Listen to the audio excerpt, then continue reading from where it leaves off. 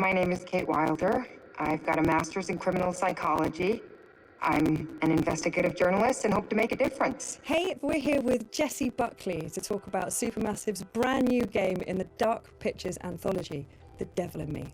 So let's start at the beginning. Tell us a bit about the character that you play. I play a character called Kate Wilder, who is a presenter who's part of this documentary team who are doing a show about the serial killer H.H. Holmes. America's first serial killer confessed to 27 murders. The number grew significantly. Nearly 200 lives. I'm a serial killer documentary watcher. Is that your jam too? Yeah, I'll watch a serial killer documentary. Right? It's really relaxing. Like, okay, cool. Yeah, I can it's chill kind out. of fascinating why we're all addicted to kind of those stories. We need a plan. Forget his games, traps, all that bullshit. Think about the killers we've covered. There's always a weakness. I'm not playing detective, I just want to survive. Playing detective is how we survive. So what interested you in the role of Kate? Well, to be honest, I've never played a video game in my life, and I had no idea what the hell the world was. Oh, wow. Okay. So that was firstly why I kind of was like, oh yeah, that sounds new and fun. And yeah, and then I read the script and talked to Alita, who's our director, and it just seemed like a really lovely thing to be part of and something new and fun. And I can't believe how they create this world. Actually. You know, usually I just get a script and it's like 70 to 100 pages long, but there's like 300 pages in one script. It's unbelievable. So as you kind of mentioned, the game has multiple branching paths, so your character could end up in any number of situations. What's it like to film a scene, multiple times with different endings? What I've found is like you can only be in whatever strand you're in at that time and figure out the emotion of it at that moment, because then you can offer up something completely different when you go into a different strand. And it's a very immediate experience, which I guess is also what a player will feel when they're doing it as well. So I just kind of try and keep my head in where we are right there at that moment. And if I was trying to think of what was happening in the other strand, it would be a disaster. It must be really hard, yeah, because you kind of have this mapping, I suppose, in your brain of what the outcomes could be, and then just trying to stay in that moment. It's very interesting stuff. So many things can happen to characters in the Dark Pictures anthologies. How do you make sure that Kate is always Kate, no matter what she's kind of faced with? Well, I guess before we started, we did a big read-through with everybody, so it was good to kind of get a handle on who she is in the context of the environment she's in, but also the relationships that are in the world as well.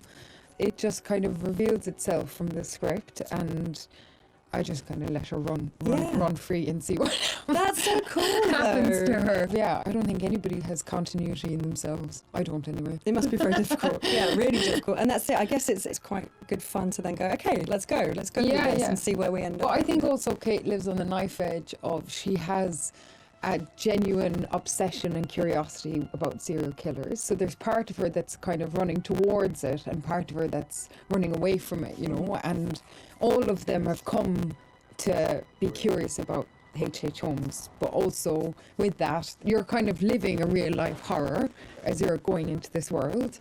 So, come on, Charlie. What do we know about this guy? And everybody's fantastic, and they're all such distinctive people, and they all somehow genuinely feel like a crew, Nice, yeah. You're going to have the kind of riffs. Charlie is thinking. She looks a lot like a temper tantrum. And the new fledgling loves, and then the kind of creeping horror of your life. What are you doing with your life? Sounds familiar. Yeah, I think I've been there at 3 a.m. What is all of this? Okay, so let's talk about the setting that Kate finds herself in. I've heard something about murder castles. I'd like to know more. So the production company that Kate works for, Lonnet Entertainment, they get a mysterious call from a stranger who says that he's basically made a replica of H.H. Holmes' murder castle. Wicked. And invites them to come and document it because he knows that they're interested in serial killers. And Lonnet Entertainment, which is run by a character called Charlie, is kind of hard up, but only Charlie knows that. And so even though Kate is a bit kind of resistant to go because it just feels like another kind of fuddy-duddy thing, they agree to go to this island as one last kind of hurrah. It sounds like absolutely nothing awful is going to happen. It sounds like a perfect setup. I'm going to have a cup of tea. Delightful. Yeah, lovely island. Very nice. Look! Years are the wine that fill the cup of time. So in the game, you've got quite a limited inventory.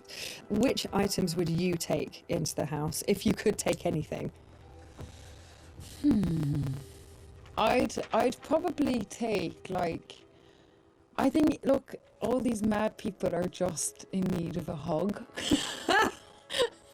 So I'd probably take a bottle of wine and just be like, mate, let's just sit down, have a glass of wine, talk about what's going on here. Get Charlie's fags. Come here. Have Let's a just fag, calm let's just down. calm down. That's my weapon of choice. I'd kill him with kindness. Well, you could at least start with the wine, and if that doesn't work, you've got the bottle. So, I mean, It's yeah, perfect. You're done. You're done. And if not, I could just drink it myself and have a lovely time. Some kind of belt with 3 or 4 of them attached. Off you go. It's all going to be fine. And if it's not fine, you're not going to know about it. Yeah. Done. Perfect. Good choice. Think it's okay if we pour some wine? God, please do. So you've mentioned the chase scene with the other girls. Was that fun? That genuinely was fun to be running and scared and all of that?